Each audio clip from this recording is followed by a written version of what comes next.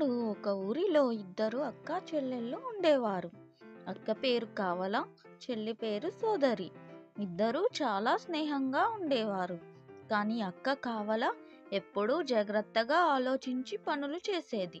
చెల్లి సోదరి మాత్రం తొందరపడి ఆలోచించకుండా చేసే అలవాటు కలిగి ఉండేది. ఒకరోజు ఇద్దరూ అడవిలోకి కట్టెలు తేవడానికి వెళ్ళారు. మార్గం మధ్యలో వారికి ఒక బంగారు కుండ దొరికింది. చెల్లి సోదరి వెంటనే ఇది మనదే అయిపోయింది, ఇప్పుడే ఇంటికి తీసుకువెళదాం అని చెప్పింది.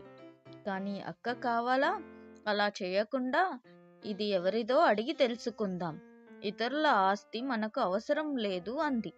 చెల్లికి అది నచ్చలేదు, కానీ అక్క చెప్పింది కాబట్టి అంగీకరించింది.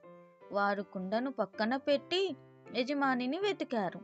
చివరికి ఆ కుండ రాజుగారి సైనికులకు చెందినది అని తెలిసింది.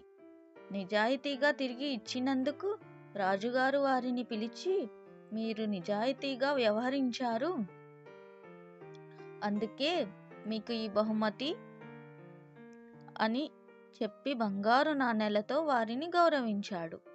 సోదరి అప్పుడు అక్కను చూసి, అక్క, తొందరపాటు తప్పు, నీ జాగ్రత్త వల్లే మనకు ఈ సత్కారం దక్కింది అని ఒప్పుకుంది. నీతి: తొందరపాటు తప్పు చేస్తుంది. ఆలోచించి నిజాయితీగా నడిచే వారికి ఎప్పుడూ గౌరవం, శ్రేయస్సు లభిస్తాయి.